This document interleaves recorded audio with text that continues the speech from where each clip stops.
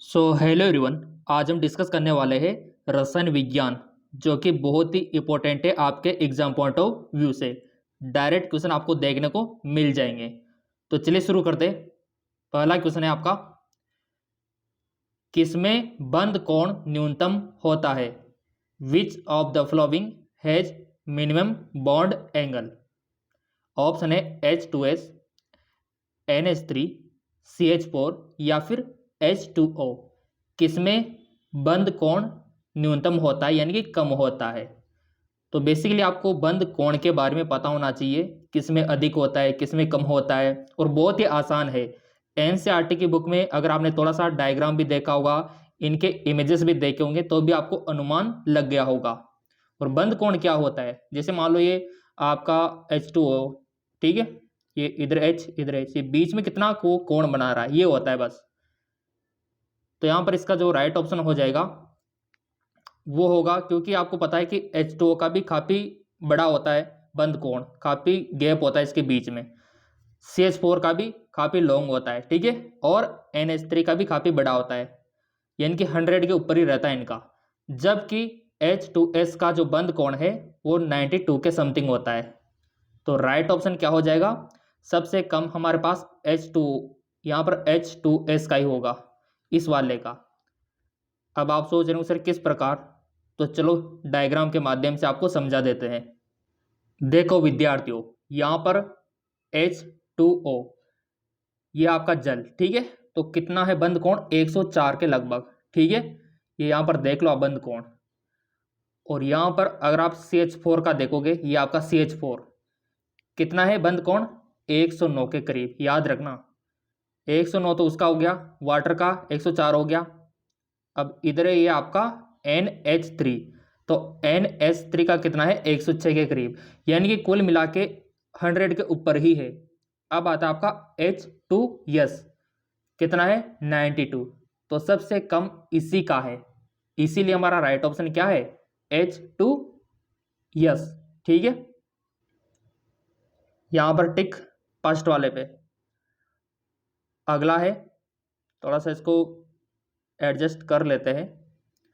निम्न में से कौन सी गैस अक्रिय गैस के नाम से जानी जाती है? Which of the following gas is knows inert gas, यानी कि नोबल गैस? हर किसी को पता होना चाहिए। अगर आपको पता है पीरियोडिक टेबल तो आप बता दोगे। ऑप्शन डी, ठीक है, ऑप्शन डी इसका राइट ऑप्शन होगा, क्योंकि ये लास्ट में जो कॉलम है नोबल गैस का, उसी में ये गैसें आती है। चलो देख लेते हैं। जैसा कि आप यहाँ पर देख पा रहे होंगे, ये है आपकी पीरियोडिक टेबल, और ये लास्ट में इंसर्ट गैसें आती है, जैसे कि आपका हीलियम हो गया, नियोन हो गया, आर्गन हो गया, ठीक है। तो ये पूरा आपको याद रखना है, ये इंसर्ट गैस नोबल गैस में इनको गिना जाता है। और हाँ, ये भी आपको पता होना चाहिए कि जो आपकी पीरियोडिक टेबल है, इसमें दाएं से बाएं जाने पर आकार में क्या फर्क पड़ता है, ऊपर से नीचे जाने पर आकार में क्या फर्क पड़ता है, विद्युत ऋणात्मकता में क्या फर्क पड़ता है, ये बहुत ही इंपॉर्टेंट है एग्जाम पॉइंट ऑफ व्यू से। चलिए, इसीलिए हमारा ऑप्शन डी हो जाएगा। अगला क्वेश्चन, रेडियोधर्मी कसे क्रिया की अभिक्रिया कोटि कितनी होती है? Reaction order of radio active. तो देखो विद्यार्थियों, ये आपके एनसीईआरटी में भी दे रखा है 2, 4, 1, 3, ठीक है।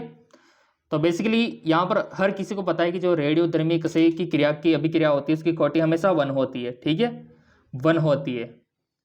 अब यहाँ पर हर एक का पता होना चाहिए रिएक्शन ऑर्डर, और वो मैं आपको दिखा देता हूँ यहाँ पर। अगर आपको यह टेबल पता है तो आपको सब कुछ पता है। इस टेबल में से ही क्वेश्चन आपके बनते हैं, जैसे कि रिएक्शन ऑर्डर कौन सी कोटि, 0, फर्स्ट, सेकंड। तो यहाँ पर आपसे यूनिट पूछी जा सकती है कि 0 की यूनिट क्या होती है, ठीक है, फर्स्ट ऑर्डर की क्या होती है, सेकंड ऑर्डर की क्या होती है।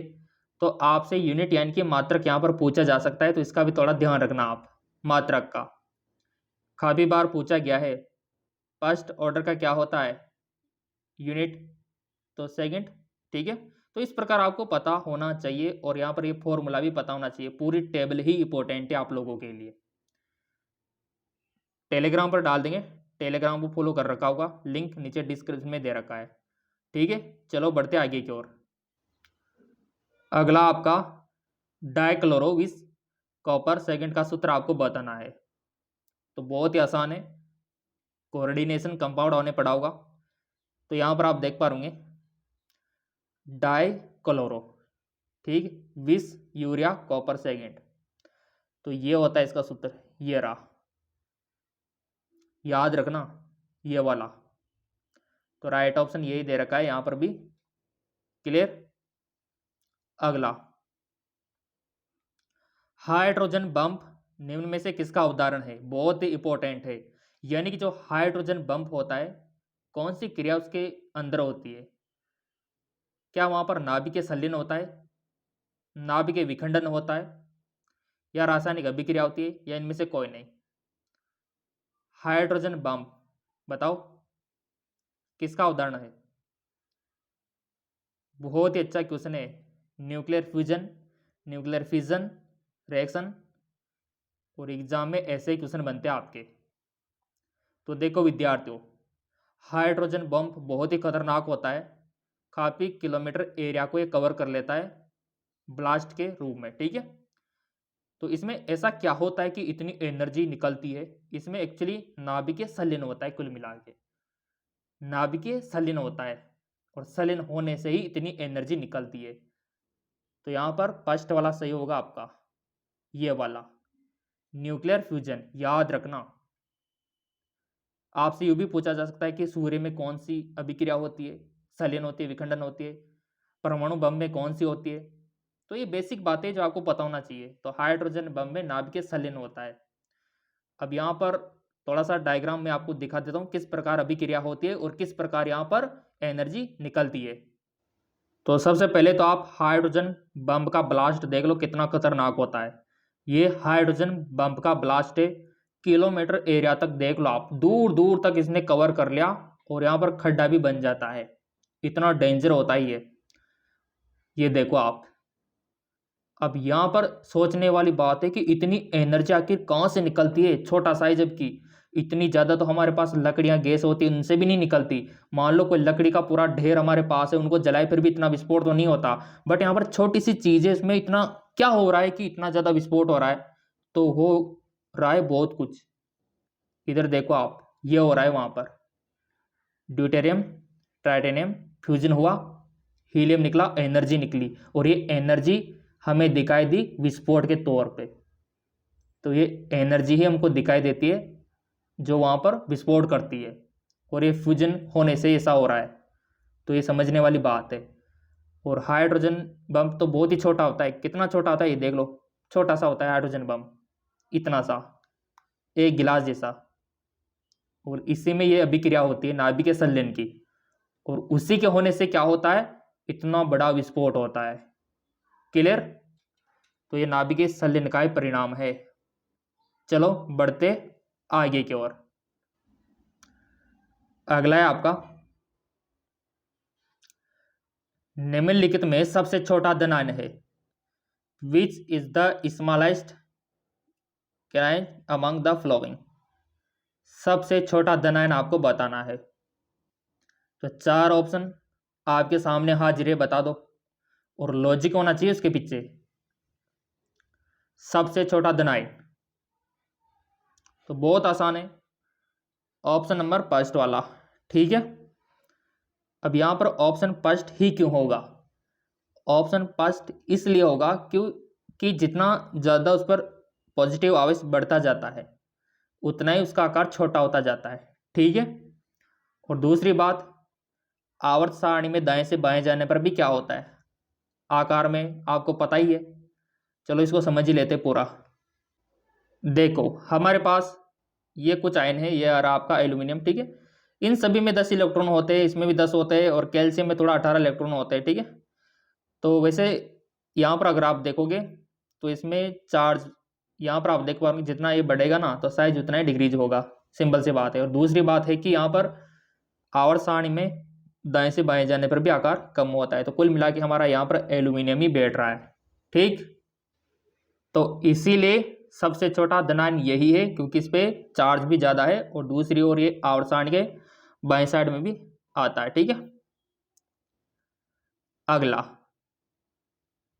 यदि विलयन का क्वथनांक T1 विलय का क्वथनांक T2 तो क्वथनांक में उन्नयन होगा। बताओ।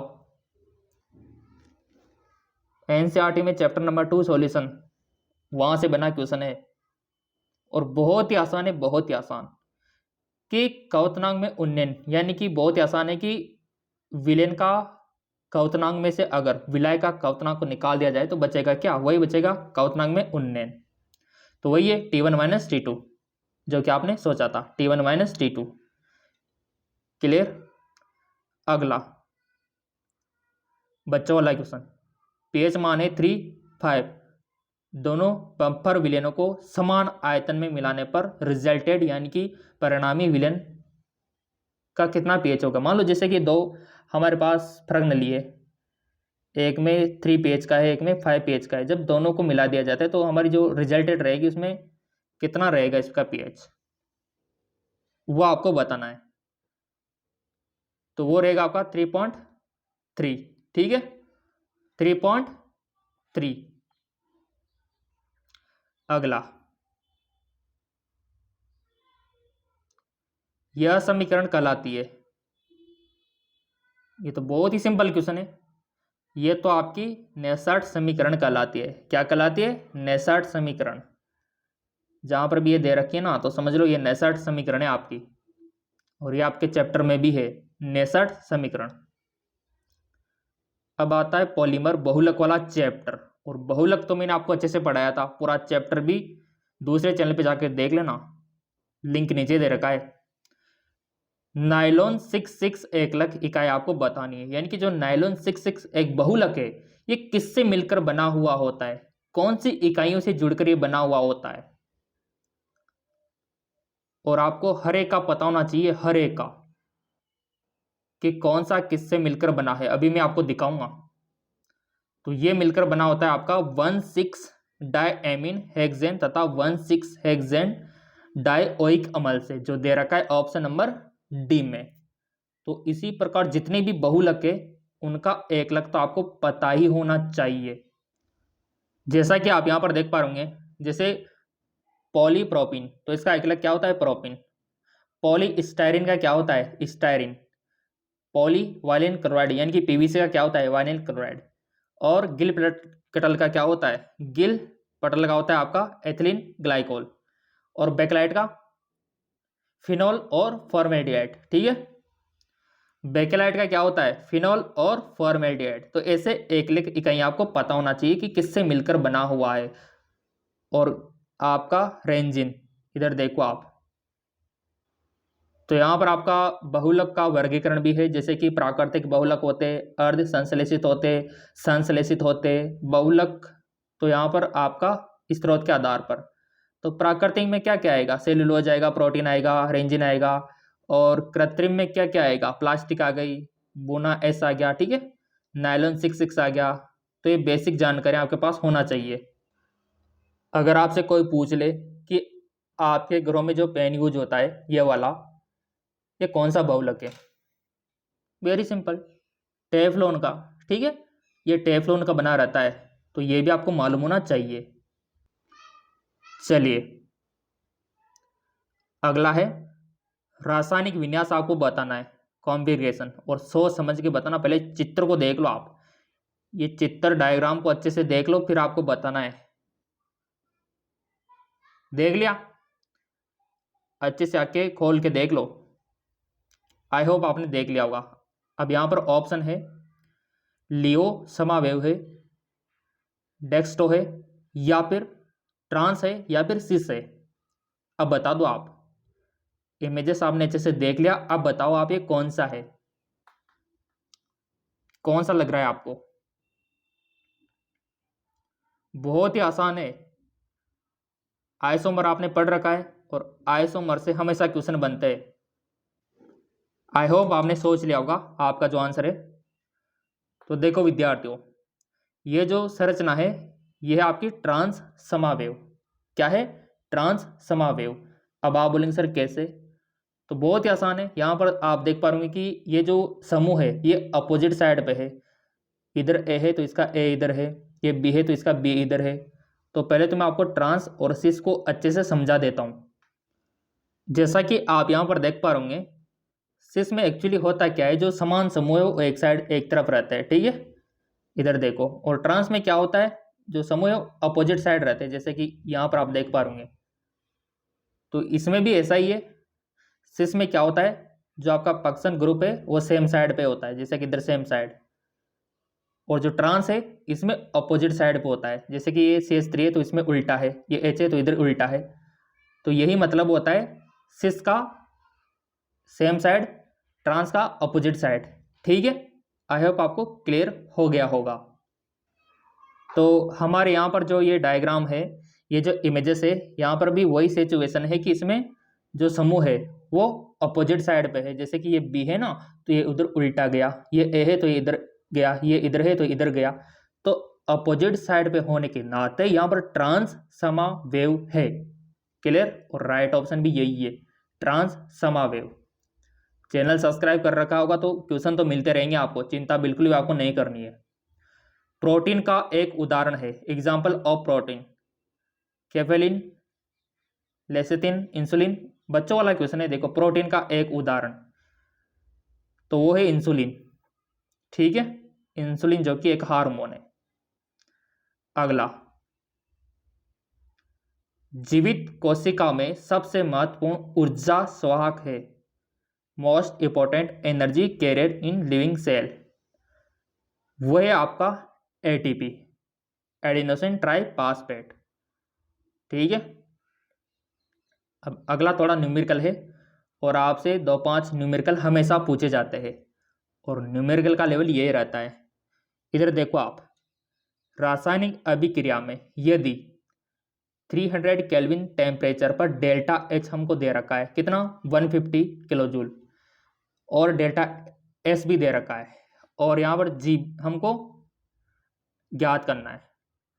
तो यहाँ पर टेम्परेचर दे रखा है, डेल्टा H हमको दे रखा है, डेल्टा S दे रखा है, तो डेल्टा G आपको बताना है। बताओ, चाहे तो आप वीडियो को पॉज करके भी इसका सॉल्यूशन निकाल सकते हो रफ पेज पे, और निकालने के बाद यहाँ पर आंसर चूज कर सकते हो। तो यहाँ पर हमने तो निकाल लिया, और निकालने के बावजूद जो आंसर हमारा आया वो आया हमारा 120 किलो जूल। क्या आपका भी यही आया? अगर यही आया है तो सही है। अब यहाँ पर काफ़ी सारे विद्यार्थी पूछेंगे सर 120 कैसे आया, तो चलो इसका एक्सप्लेन करके हम आपको दिखाते हैं। जैसा कि आप यहाँ पर देख पा रहे होंगे, हमको डेल्टा G ज्ञात करना था, और डेल्टा H हमको दे रखा है, और इक्वेशन भी यही होती है। बस आपको इक्वेशन पता होना चाहिए कि delta G equal to delta S minus T delta S। तो हमको डेल्टा H दे रखा है, हमको T दे रखा है, डेल्टा S दे रखा है, तो बस यहाँ पर मान भर दो पूरे के पूरे। तो हमने डेल्टा H का भर दिया, T का भर दिया, डेल्टा S का भर दिया, और जब इनको सोल्व करेंगे तो निकल के आएगा हमारा 120 किलो जूल। तो ऐसे आपको इक्वेशन पता होना चाहिए। मैंने पहले बोल रखा है आपसे कि इक्वेशन देख लो, थोड़ा सूत्र देख लो आप, ताकि छोटा मोटा कोई न्यूमेरिकल आ जाए तो आप कर दो और आप नंबर लेकर निकल जाओ। तो इस प्रकार इसका सॉल्यूशन होगा। और हाँ, इसीलिए इसका राइट ऑप्शन भी यही है, 120। क्लियर? अगला, प्लेटिनियम इलेक्ट्रोड द्वारा तनु H2SO4 द्वारा विद्युत अपघटन करने से कैथोड पर प्राप्त होता है। बताओ, जब आप H2SO4 का विद्युत अपघटन करोगे तो यहाँ पर कैथोड पर कौन सा जाएगा? कैथोड एनोड जानते तो हो ना आप। कैथोड क्या होता है, एनोड क्या होता है? कैथोड का मतलब होता है यहाँ पर नेगेटिव, और एनोड का मतलब होता है पॉजिटिव। ये आपको पता होना चाहिए। तो कोई पात्र है ऐसा जिसमें यहाँ पर इलेक्ट्रोड डले हुए हैं, तो हाइड्रोजन कौन से पे जाएगा? पॉजिटिव पे जाएगा, नेगेटिव पे जाएगा? बताओ। कैथोड पर क्या प्राप्त होगा हमको? क्या SO2 होगा, क्या O2 होगा, क्या H2 होगा, क्या NH3 होगा? बताओ। बहुत ही आसान है, कैथोड पर हमको H2 प्राप्त होगा। अब आप बोलेंगे सर क्यों होगा? ये इसलिए होगा क्योंकि कैथोड यानी कि नेगेटिव और हाइड्रोजन क्या है? पॉजिटिव। तो पॉजिटिव है तो कहाँ जाएगा? नेगेटिव की तरफ। तो ऑब्वियसली बात है कैथोड पर हाइड्रोजन गैस हमको मिलेगी। चलो डायग्राम दिखा देते आपको। जैसा कि आप यहाँ पर देख पा रहे होंगे, ये है उसका डायग्राम और ये है आपका पूरा H2SO4 का विलयन और उसमें छड़ें डूबी हुई है। और ये आपका नेगेटिव यानी कि कैथोड और ये आपका पॉजिटिव एनोड। तो यहाँ पर खुद आप देख पा रहे होंगे, जब इसमें विद्युत धारा प्रभावित करते हैं तो यहाँ पर हाइड्रोजन जो हमारा मूव हो रहा है वो नेगेटिव की तरफ ही जाएगा, क्योंकि अपोजिट चार्ज में अट्रैक्शन होता है। और यहाँ पर जाके हाइड्रोजन गैस बन जाएगी काफ़ी सारी, और ये SO2 वगैरह O2 वगैरह पॉजिटिव पे चली जाएगी। अगर वो पॉजिटिव की कहता तो हाइड्रोजन इधर जाती है एनोड पे, ठीक है, और कैथोड पर हाइड्रोजन गैस जाती है। क्लियर? चलिए, सो यहाँ पर इसीलिए हमारा हाइड्रोजन सही आंसर होगा, क्योंकि हाइड्रोजन पर पॉजिटिव आवेश होता है और कैथोड पर नेगेटिव होता है, तो ये हमेशा नेगेटिव की तरफ ही भागेगा। अगला क्वेश्चन, एक काला सल्फाइड जब ओजोन के साथ क्रिया करता है तो सफेद हो जाता है, सफेद यौगिक आपको बताना है। बहुत ही आसान है, बहुत ही आसान। तो एक काला सल्फाइड का सूत्र पता होना चाहिए पहले तो आपको, फिर ओजोन के साथ उसकी क्रिया आनी चाहिए। तो छोटी मोटी रिएक्शन तो आपको वैसे याद होना चाहिए, ताकि आप कोई भी इक्वेशन आ जाए तो हल कर दो। सो यहाँ पर हमने इसको सोल्व किया, ये ब्लैक आपका सल्फाइड आ गया और ये ओजोन गैस, तो यहाँ पर निकल कर आया हमारा PbSO4, ठीक है, वाइट PbSO4 निकल कर आ गया। देख लो इक्वेशन ऐसे कमाल की होती है आप लोगों के लिए, केमिस्ट्री में यही इंपॉर्टेंट है। तो इस प्रकार वाइट हमको PbSO4 वहां पर मिलेगा, ये रहा आपका PbSO4। अब हमारे पास काफ़ी सारे विद्यार्थियों के कमेंट आते हैं, सर ये PDF हमको चाहिए, हमको सिलेक्शन चाहिए। तो PDF आपको मिल जाएगा, उसके लिए आपको MCAS अकेडमी ऐप डाउनलोड करना होगा। कौन सा ऐप? MCAS academy. लिंक नीचे डिस्क्रिप्शन में दे रखा है, वहाँ से डाउनलोड कर सकते हो, PDF पा सकते हो।